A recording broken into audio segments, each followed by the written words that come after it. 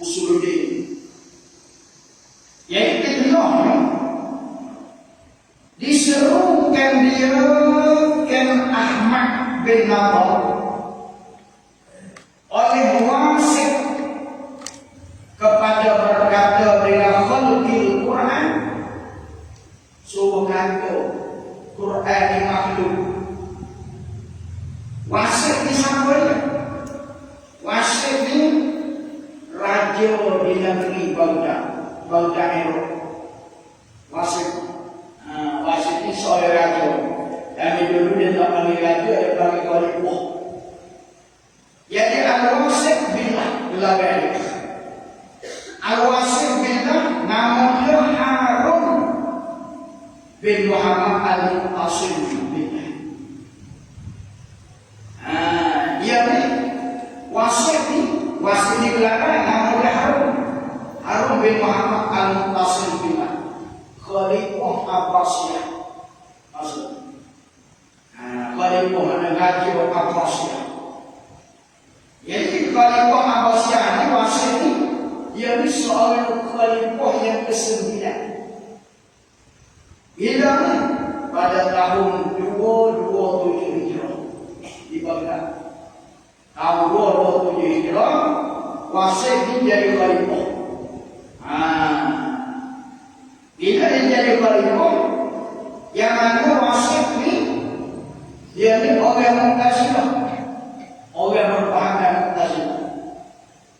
Oleh kerana dia ni berpahaman Mu'tazilah, dia paksa mana-mana ulama suruh kata Quran ni makhluk, kalam Allah ni makhluk.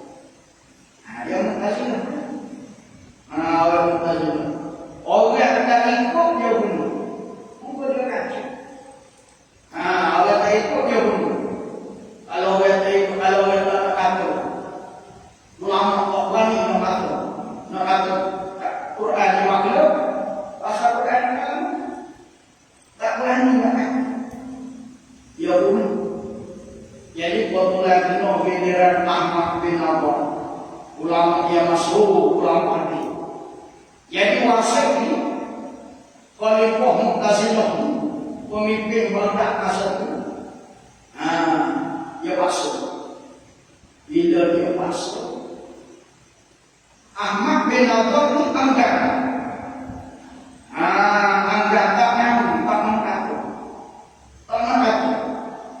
Pasal apa tak nak kata? Bila aku keliru. Bila kalau kata Quran yang makhluk, bermakna Allah makhluk juga. Takut keliru. Takut keliru oleh Allah. Bila dia enggan, maka digerak lehernya ni Ahmad. Wasit. Khalifah Abbasiyah berpahaman Mu'tazilah, dia gerak ke ulama. Alhamdulillah. Orang Mu'tazilah. Orang yang baik ni ahli sunnah wal jamaah. Ahli sunnah jamaah ni tak sunnah kan? Dia tak sunnah kan? Jadi, karena dia ni Mu'tazilah, dia sunnah. Dia pokok. Masya Allah. Itu bunyi Tuhan. Bila dia gerak tak tekuk, karena Ahmad bin Nabar ni tak nak kata Quran makhluk. Aku orang lama keliru dalam Quran makhluk, Allah makhluk. Muka Quran ni kata Allah. Dia gerak, dia potong tekuk Ahmad bin Nabar. Dan digantung kepadanya Ahmad pada Baghdad. Dia gantung di tengah-tengah kota Baghdad. Dia gantung kepala. Dia ikat kaki, dia gantung orang pada tengok kubur.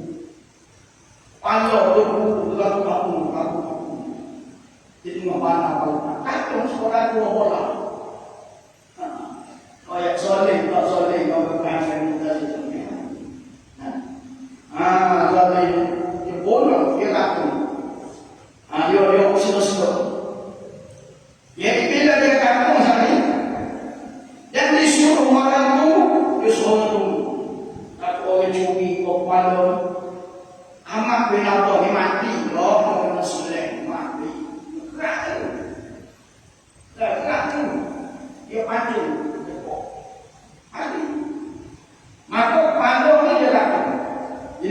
tengok apa ni. Orang yang mau ikut aku bunuh. Zalim tak zalim. Khalifah masuk. Ada bahagia.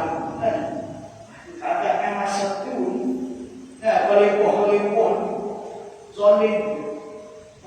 Maka patut tak ada siapa orang giliran sada usriku dan siapa giliran khalifah masada usriku kalau dah semua dibunuh dan Allah. Jadi dia kata kepada ulama hadis dia kampung di tengah mana Baghdad ni Eroh ni lama ulama. Imam Syafi'i pun mengajar dan belajar di Eropa. Jadi bila dia gantung pada dia seorang dulu, kita boleh curi, kita boleh buat. Jadi memandang mukanya Ahmad bin Abdullah daripada kiblat. Dia gantung muka ulama hadis ni, dia pusing supaya muka ni tidak menghalalkan. Kalau ada kiblat jadi baik, jadi apa baik pula kan orang mati kan.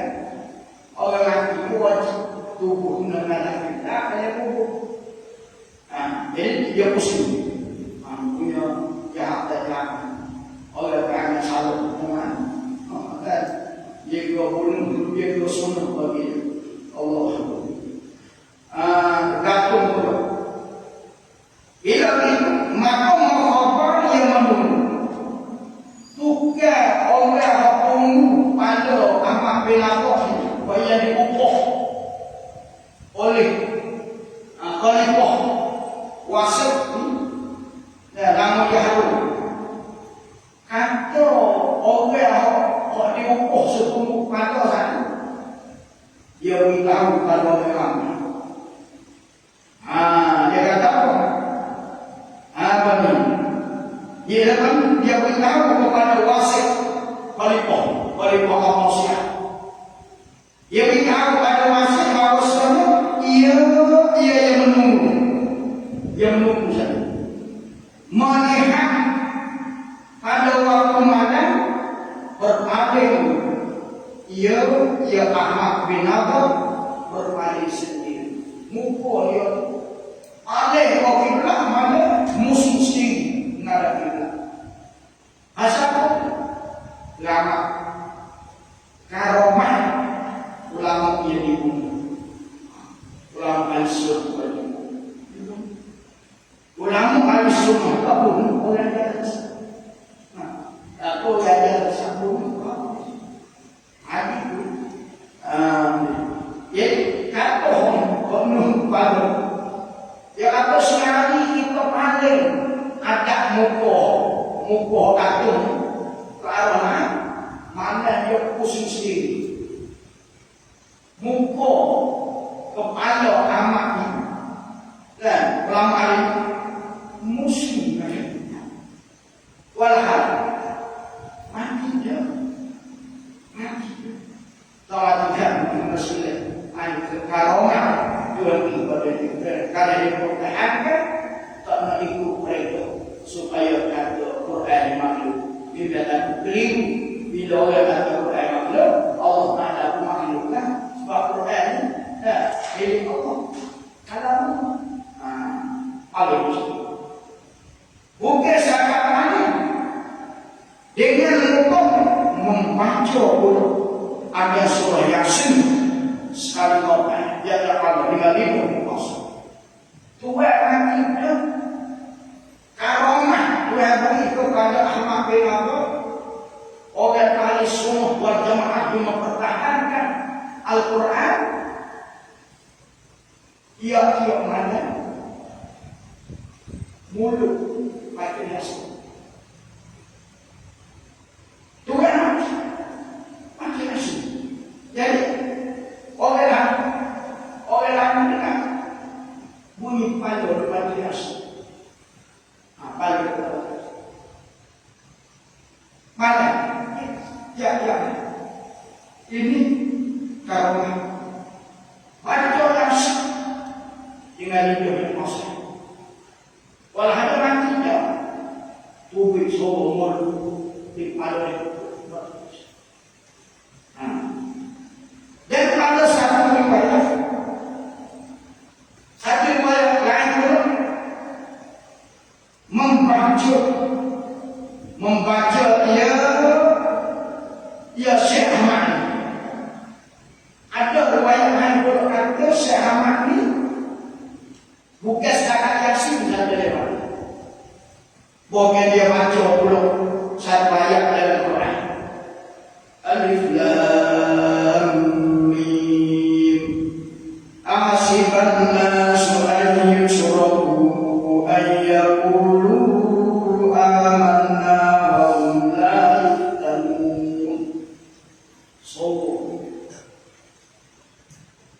jadi kepada ayat dibaca surah mana ni? Alif Lam Mim. Surah Al-Ankabut ayat 1. Surah Al-Ankabut.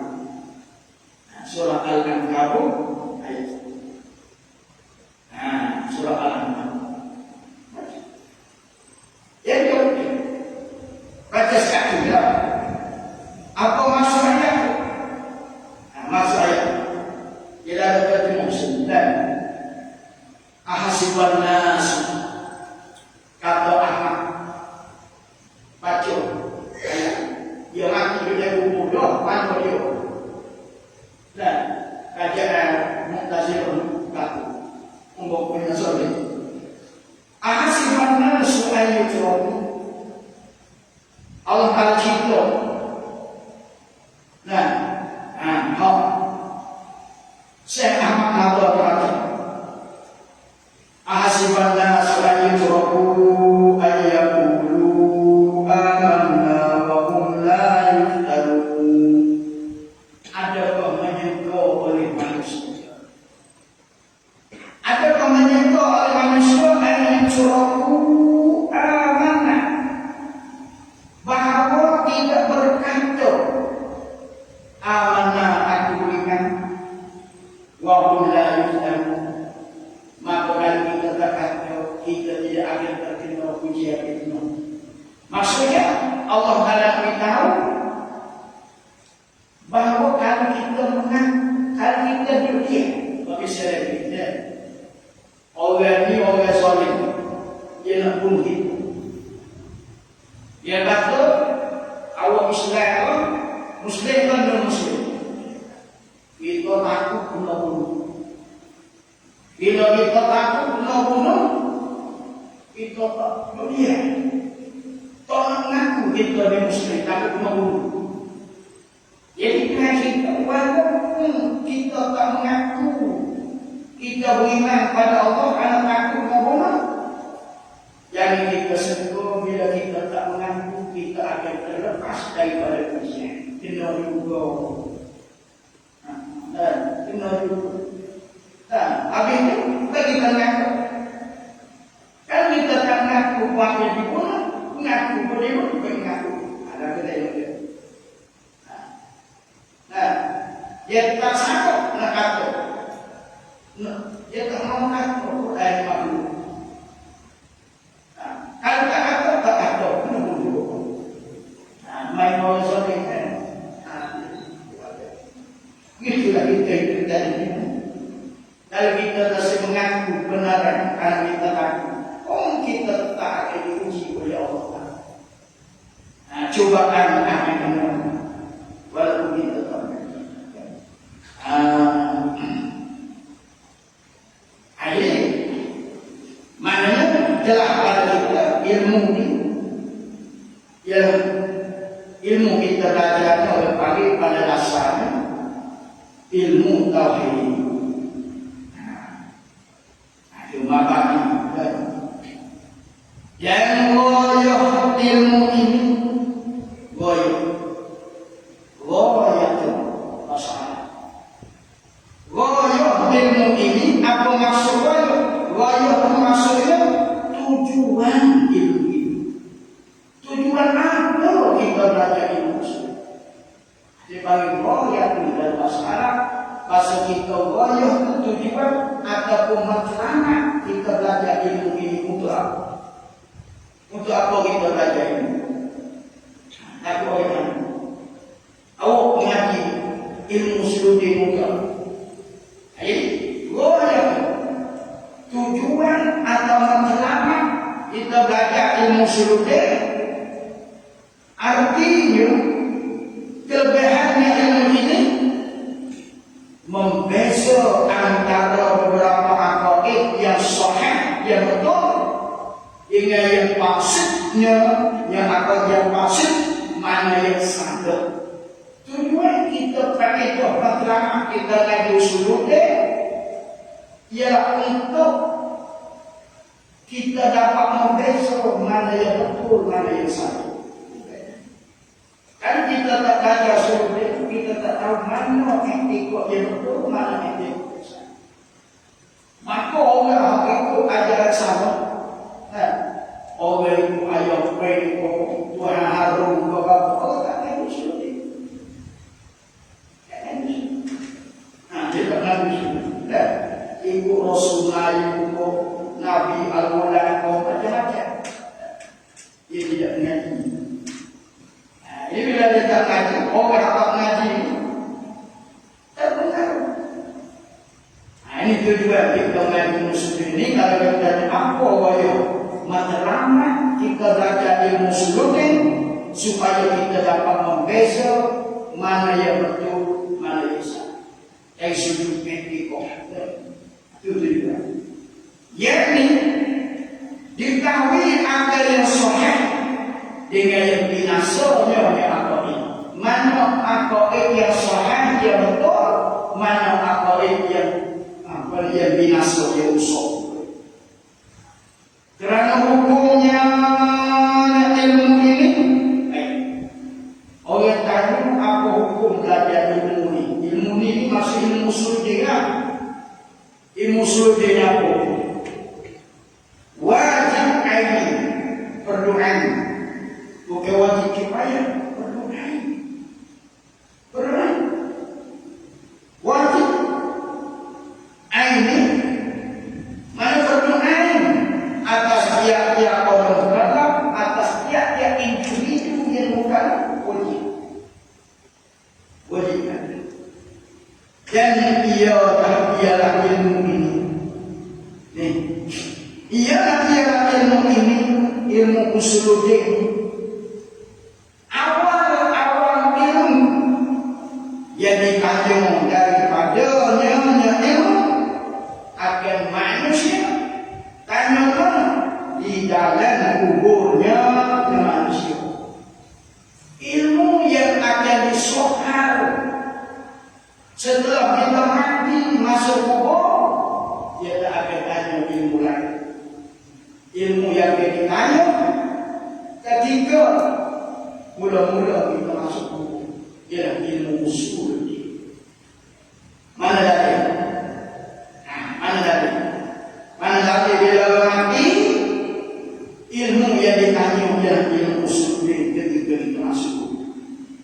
Sabda ia adalah Rasulullah sallallahu alaihi wasallam bersabda. Ini kata bila kita mati inilah ilmu yang kita. Dan yang sabda Nabi, ta'allamu hujjatakum. Ta'allamu hujjatakum fa innakum mas'ulun. Fa innakum mas'uluna. Masalah belajarlah kamu. Nabi suruh belajarlah kamu akan hujjah kamu. Mungkin belajar hujjah. Mana hujjah? Hujjah ini ilmu suluknya. Hujjah itu yang ilmu suluknya. Maka bahasanya kamu ditanya, kamu akan ditanya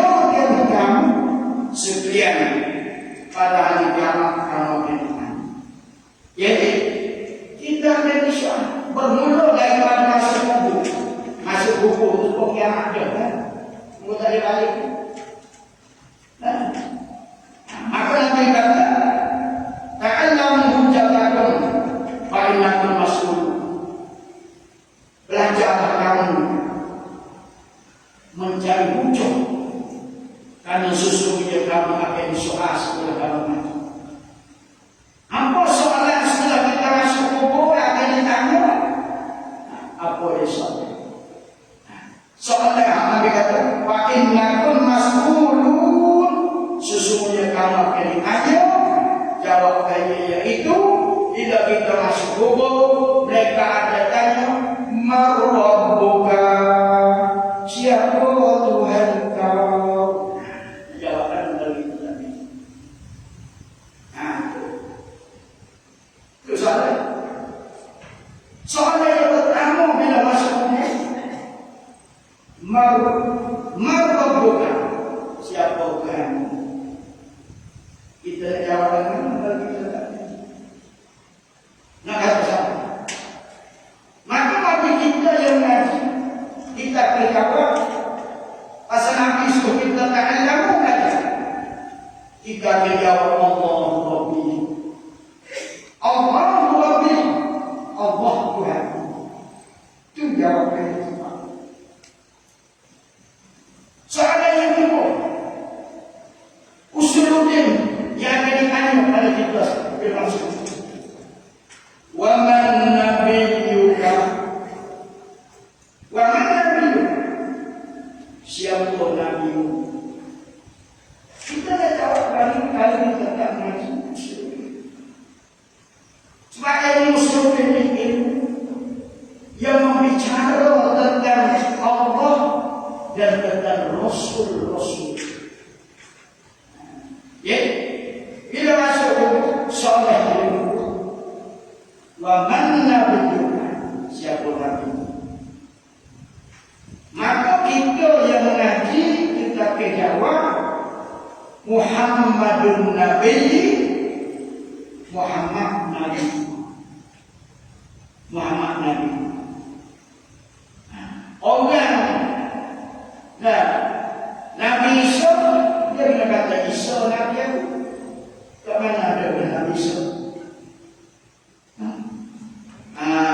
Jadi kalau kita jawab lain pada Muhammad, tak mau. Masa kita ni kesamaan. Soalan yang kedua, usul. Yang ketiga, wa ma dinuka, apa agamamu? Tidak jawab. Jadi bila mereka tanya, wa ma dinuka, apa agamamu? Amat kita ngaji ilmu usul, ilmu yang membincang tentang agama. Maka kita yang belajar, kita jawab al-Islamu dini, al-Islamu Islamlah diri agama. Tiga solat. Kalau kita jawab, ada jawab. Allah mengatakan Allah siapa Tuhan? Kita tak pernah jawab. Sebab kita tak kenal siapa Tuhan. Kita tak ingat. Bila tak ada jawab, mereka akan pukul itu, mereka bongkar besi dan telan masuk dalam bumi sedalam 70 tahun. Pukul kan? Dia kata bunyi amalnya. Kalau mereka kata siapa Tuhan, tak ada jawab. Mereka kata mikir-mikir lebih besok saya jawab kamu. Kalau jawab, 70 tahun sudah. Kemudian dicongkel oleh anak mereka yang ada, dia congkel naik. Ayam pulau, ayam buah, kali jawab pukul. Jadi, maka semua Nabi sabda, ta'anna hujjatakum belajar kamu akan fa'innakum mas'ul sujud kamu soal. Bila bermula pada mas'ul Adi bagi terbaca. Dan maksudnya mabadi yang sunnah. Dan maksudnya ilmu usuluddin. Maksud aku maksudnya ilmu usuluddin. Maksudnya maknanya perkara yang dibincang. Maksudnya perkara yang dibincang. Perkara dibincang tentang apa? Tentang dia bincang tentang perkara yang dibincang. Maksudnya masalah untuk membahas, membincang perkara yang wajib bagi Allah, kalau yang mustahil bagi Allah, kalau yang harus bagi Allah, kalau yang wajib bagi Rasul, kalau yang mustahil bagi Rasul, kalau yang harus bagi Rasul. Ini yang kita ini bagi maksudnya. Yaitu maksud beberapa masalah yang sampai pada ilmu usuluddin ini sampai dengan tetap dengan burhan, dengan dalil bukti. Mana dalil Allah ada? Mana dalil? Mana dalil Allah Taala sedia? Mana dalil Allah Taala bukan? Ini juga kita baca ini. Dan burhan mana dalil? Bukan kata Allah ada. Mana dalil kita tahu? Allah kata ada, bukan dalil. Seperti contoh, seperti kita sebutkan ma'ruf jauhar. Jauhar ini jiring. Jauhar bahasa Arab, jiring pun bahasa Arab. Boleh panggil. Setengah ulama dia panggil jauhar, setengah ulama dia panggil jiring. Jiring itu apa? Semua tubuh kita. Tubuh kita. Akhirnya tangan oleh panggil jiring, kaki oleh panggil jiring, pada oleh panggil jiring, tubuh badan oleh panggil jiring, opo kapo, opo berian, jiring kan? Pasti. Contohnya seperti bahan jauhar jiring. Kita ni jiring ada dalu, ada daging, ada budak. Nah, baru Allah Taala maunya dan arah ini sifat. Apa makna sifat? Sesuatu yang melekat, yang menumpang pada diri. Dia bagaimana? Contoh. Contoh. Contohnya kapas. Kapas warna apa? Kapas warnanya putih. Bulu kapas kalau pakai jiran putih yang melekat di kapas itulah arah. Sifat kapas dia putih. Kalau kapas tak ada putih tak ada. Kan tabiat sifat dia menumpang bisa yang berhenti. Jadi kita kena tahu jauhar dan ma'ruf dan menyebut Tuhan yang menjadikan alam. Siapa Tuhan yang menjadikan alam? Mari ini benar masalah kita nak bincang dari ilmu usuluddin. Batu ni apa? Batu ni kira. Bulan dan batu itu sifat. Contoh. Dan yang menyebut ilmu usuluddin, ilmu nak menyebut tentang Tuhan yang menjadikan alam.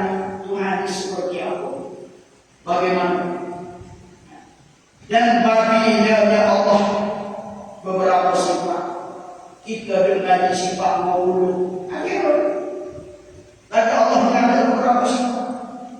Dan dengan beberapa dalil yang syar'iyah. Dalil syar'iyah yang diambil daripada hadis syar'iyah, dalil yang didengar daripada Nabi. Syar'iyah, dalil yang masih didengar.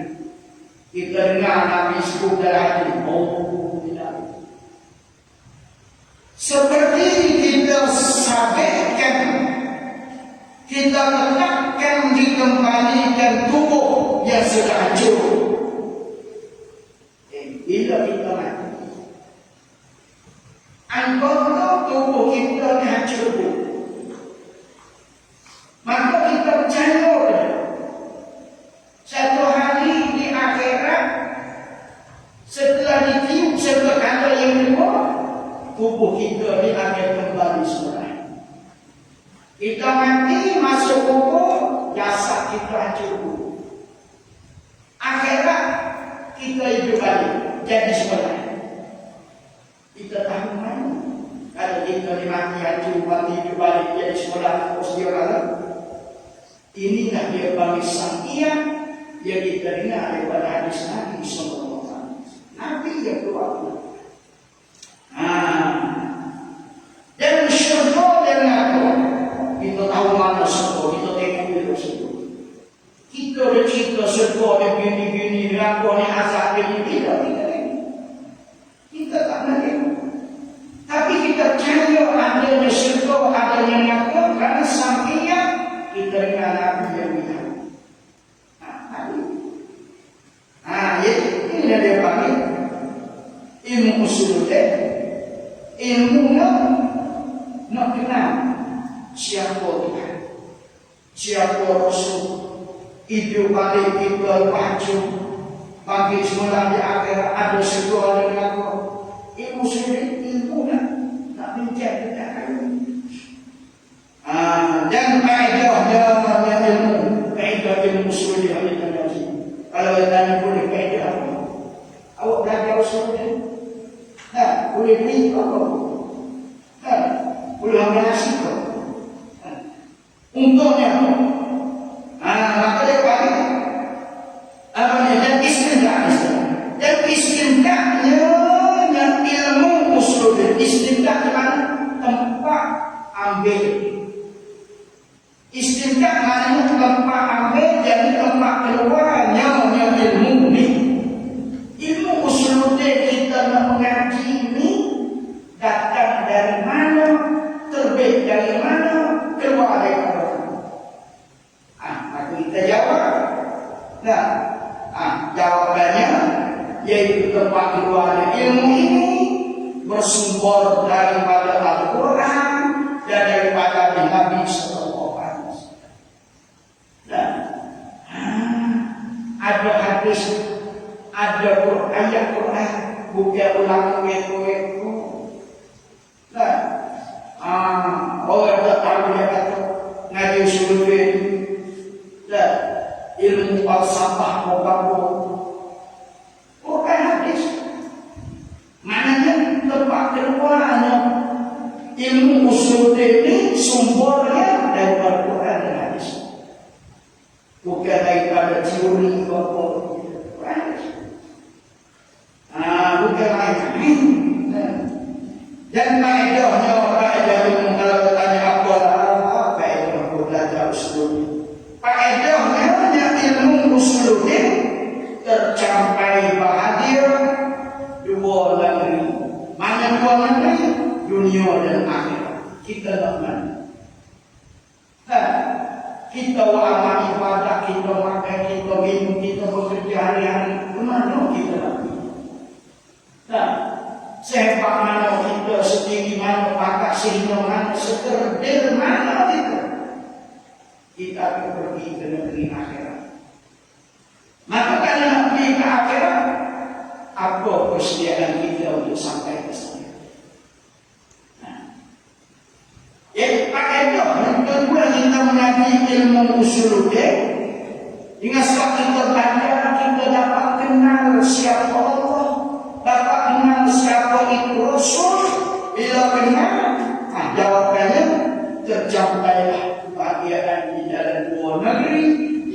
dunia selamat, akhirat selamat. Nah, ini bedanya. Masuk ke dalam syurga kekal selama-lamanya. Tak balik dah. Masuk syurga tak balik selama-lamanya. Khalidina fiha abadan, kekal selama. Dan melihat akan wajah Tuhan. Bukan setakat bahagia orang nanti usulnya. Bukan setakat boleh masuk syurga terlepas daripada neraka. Ia lebih istimewa lagi ketika berada dalam syurga, kita boleh melihat zat Allah Subhanahu wa taala. Wajah-wajah Tuhan ini zat Allah. Bukan muka, wajah itu zat Allah. Kita boleh tengok zat Allah. Mana dalam syurga? Wujuhun yawma idzin nadhirah. Orang mukmin masuk surga membuatnya cukup bercantik. Ila rabbiha nazirah. Kepada Tuhan yang dia akan melihat. Allah akan buatkan kita melihat. Bila boleh masuk surga. Aina faedah. Melihat wajah Tuhan yang tiada sepertinya wajah Tuhan. Sesuatu kita akan melihat Allah dalam surga. Tidak ada bandingan sekali. Tak ada siapa yang boleh beritahu. Mengtengok, menakut, menggali cinta orang. Aku tengok, aku nakut, aku tak ada cinta. Sebab Allah Ta'ala tidak ada bandingan. No ayat-ayat berkata. Anak kita lihat kambing, kita boleh kambing lebih kurang begini. Terbang lebih kurang lembut. Allah Ta'ala tak ada bandingan. Bila tak ada bandingnya, kita tengok jelas, maka kita tengok tak ada bandingnya.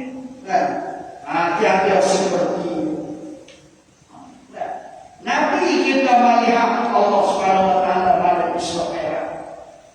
Tapi bila sahabatnya bagaimana Allah yang berhak, Nabi tak ada cinta.